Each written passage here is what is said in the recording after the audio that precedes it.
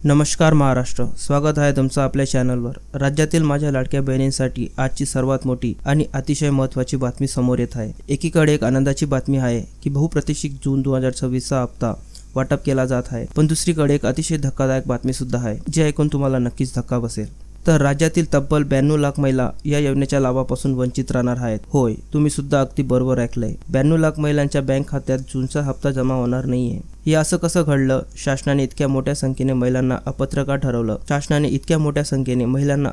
ठरवलं? तुमचे पैसे येणार की नाही हे कसे तपासायचे? आणि जर तुम्ही अपात्र असाल तर पुढे काय करायचं? या सर्व प्रश्नांची सविस्तर उत्तरे आपण आजच्या या व्हिडिओच्या माध्यमातून पाहणार आहोत। त्यामुळे व्हिडिओ स्किप न करता शेवटपर्यंत नक्की बघा, जेणेकरून तुम्हाला या विषयाबद्दल पूर्ण माहिती मिळेल। सर्वात आधी आपण एका चांगल्या बातमीने सुरुवात करूया। ज्या महिला भगिनींचे अर्ज मंजूर झालेले आहेत आणि ज्या सर्व अटी पूर्ण करतात त्यांच्यासाठी प्रतीक्षा आता संपलेली आहे। शासनाने दिलेल्या अधिकृत माहितीनुसार 14 जुलै 2026 ते 16 जुलै 2026 या कालावधीत पात्र महिला लाभार्थ्यांच्या बँक खात्यात थेट पैसे जमा करण्याची सुरुवात होणार आहे। येत्या काही दिवसात तुमच्या मोबाईलवर बँकेचा मेसेज येऊ शकतो, त्यामुळे तुमचे पासबुक अपडेट करून घ्यायला विसरू नका।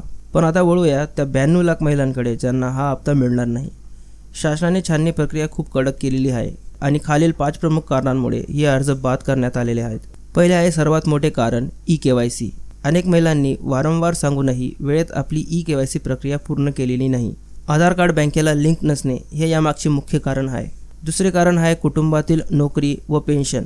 ज्या महिलांच्या कुटुंबात कोणतीही व्यक्ती सरकारी नोकरीत आहे किंवा त्यांना सरकारी पेन्शन मिळते, अशा कुटुंबातील महिलांना नियमानुसार थेट अपात्र ठरवण्यात आलेले आहे।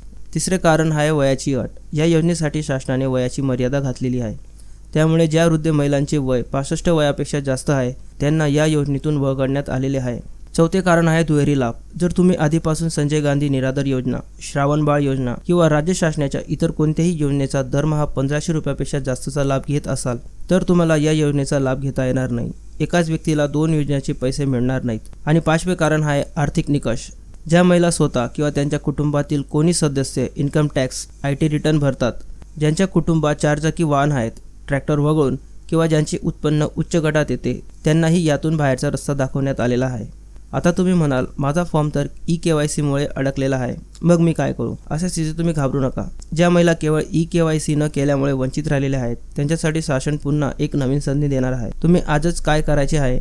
लगेच तुमच्या जवळच्या सेतू सुविधा केंद्रात, महाई सेवा केंद्रात किंवा बँकेत जा। तिथं जाऊन तुमची आधार बँक लिंक DBT सुरू असल्याची खात्री करून घ्या। जर तुमची KYC लवकरात लवकर अपडेट झाली तर तुम्हाला पुढील टप्प्यात अडकलेले पैसे मिळण्याची दाट शक्यता आहे। त्यामुळे महिलांनो, जर तुमच्या मैत्रिणींचा, बहिणींचा किंवा शेजारींचा फॉर्म रिजेक्ट झाला असेल तर हा व्हिडिओ त्यांच्यापर्यंत नक्की पोहोचवा।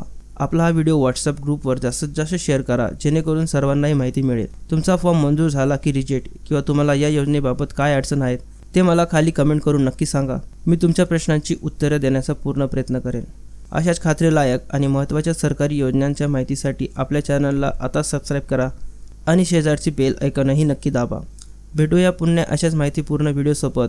तोपर्यंत धन्यवाद।